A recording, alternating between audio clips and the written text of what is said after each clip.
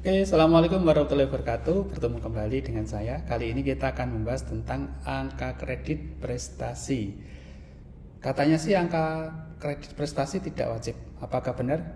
Ya, ternyata betul, tidak wajib. Hahaha.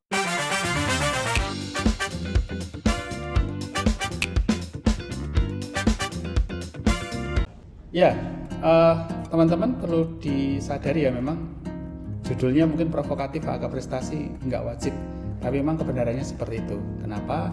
Karena angka prestasi itu sejatinya adalah angka kredit yang digunakan untuk menambah selain dari angka kredit konversi SKP gitu. Jadi ada dua hal yang berbeda. Mungkin seringkali teman-teman menganggap angka kredit penelitian itu sama dengan angka kredit prestasi. Padahal sejatinya ada beberapa perbedaan mendasar terkait dengan dua hal ini. Yang pertama, angka kredit penelitian itu adalah angka kredit proporsi penelitian yang wajib dipenuhi ketika teman-teman mau naik jenjang.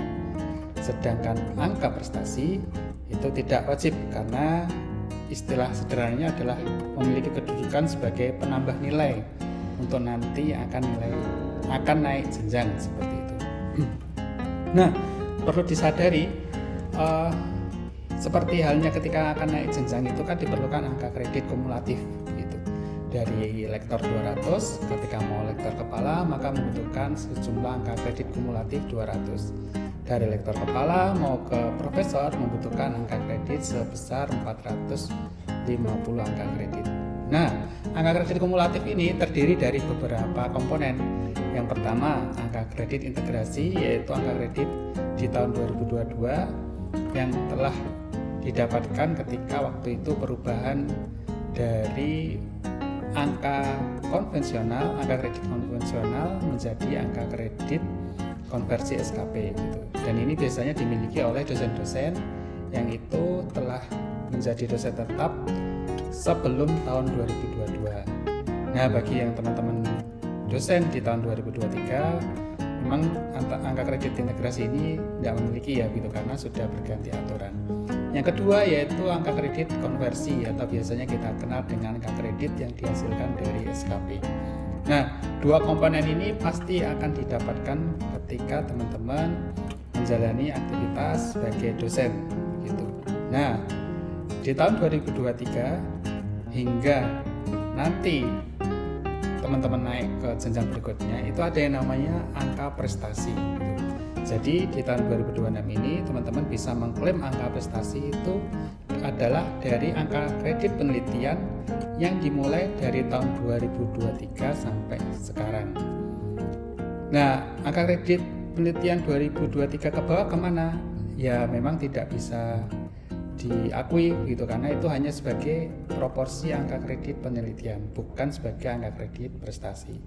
Dan itu sifatnya adalah tidak wajib ya angka kredit prestasi, karena kalau misalkan nomor 1 dan nomor 2 itu teman-teman sudah memenuhi untuk naik jenjang, maka nomor 3 ini tidak wajib. Begitu juga di nomor 4 yaitu terkait angka kredit pendidikan. Kalau teman-teman sudah mendapatkan cantoman gelar S3 misalkan, nah itu maka akan juga mendapat nilai angka kredit tambahan. Dan ini sekali lagi sifatnya tidak wajib, sehingga tidak semua dosen yang akan naik jenjang itu membutuhkan angka prestasi maupun angka kredit pendidikan. Simpelnya, kita sebagai contoh saja ya, ada dosen lektor, dia nilai SKP-nya baik gitu. Nah, di tahun itu misalkan dia sangat produktif, banyak sekali penelitian-penelitian, baik itu jurnal maupun bentuk penelitian yang lain itu, sampai kalau dihitung mendapatkan nilai 95 angka kredit. Nah, permasalahannya dari sebagian 95 itu hanya bisa dinilaikan yaitu sejumlah angka prestasinya sejumlah 55 gitu. Nah, sisanya memang tidak bisa dipakai karena ada batasan tiap tahun angka prestasi yang bisa dinilaikan. Jadi boleh dikatakan angka prestasi itu adalah bagian dari angka kredit penelitian yang diperoleh. Nah, berapa angka prestasi tiap tahun itu yang bisa diklaim bisa disimak di tabel berikut ya.